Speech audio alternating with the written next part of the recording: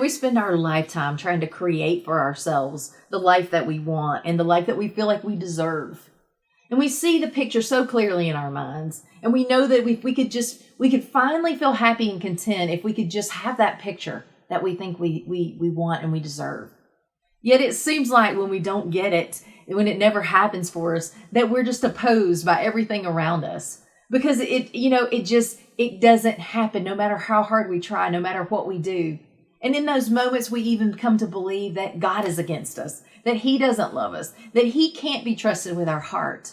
And we ask questions like, why won't he just come through for me? Why can't I have what I want? What am I doing wrong? Or is this some kind of sick joke? And we're just like the Israelites, who I'm sure asked those same questions and shared our frustration. After they were finally rescued from 400 years of slavery, what could have been a 2-week journey to the promised land for them turned into 40 years of wandering in the wilderness. And they too doubted that God was for them and that he would come through for them. They, I'm sure, wanted to go back to what they knew, believing at times that they even preferred the oppressive bondage of slavery over what seemed like this path to nowhere they were on, and this having very little. They too looked to temporary pleasures to seek relief from their mundane existence. But God was not leading them to nowhere, and he was not going to fail them. He knew that he needed more time to deal with their hearts so that he could ensure that they could believe him and then actually do what was necessary to possess and to continue to hold on to the greatness of the destiny that he really had for them. And in Deuteronomy, it says, remember how the Lord your God led you all the way in the desert for 40 years to humble you, to test you in order to know what was in your heart. He humbled you, ceasing you to hunger. And that's Deuteronomy 8:2-3.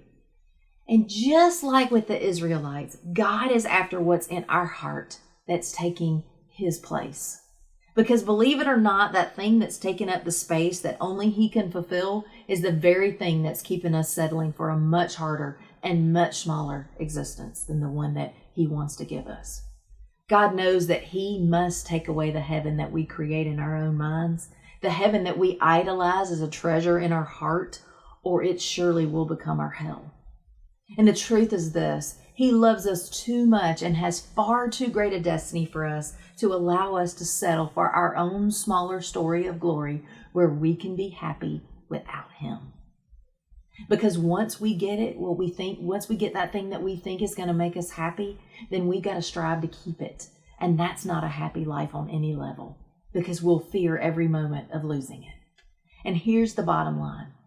God wants our heart. He wants my heart. He wants your heart. And he made each of our hearts to be in rhythm with his. And he knows better than we do what our heart truly desires and what will truly fulfill it.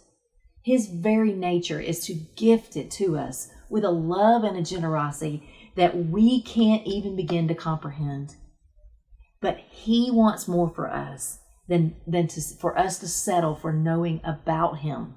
He wants us to really know him, to experience him intimately and personally, to experience his goodness and to trust that. Yet we fail to see that even our most amazing dreams that we can begin to dream lead to a much smaller story than the one that he has for us. And as long as we're caught up in trying to get our picture, to have life on our own terms, he's going to let us do it. But not without battling for that thing that he cherishes most about us, our heart.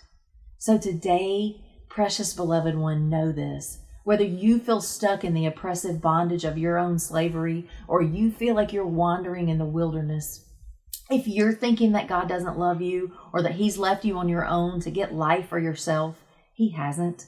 He's just in a battle for your heart, because he has so much more for you than to see you settle for counterfeit of what your heart truly desires and what he created you for.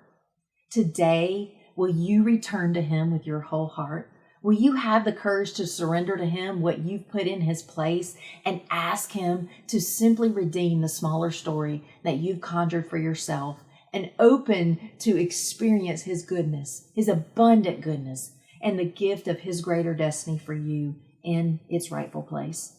And if you're tired of settling for counterfeit, for what your heart really yearns for, and you're tired of and weary of living with less than His best for you, and you're ready to step into the greater destiny for your life, then email me at ConnieJ@AriseCounselingandCoaching.com. I'd love to coach you to soar in a life you love.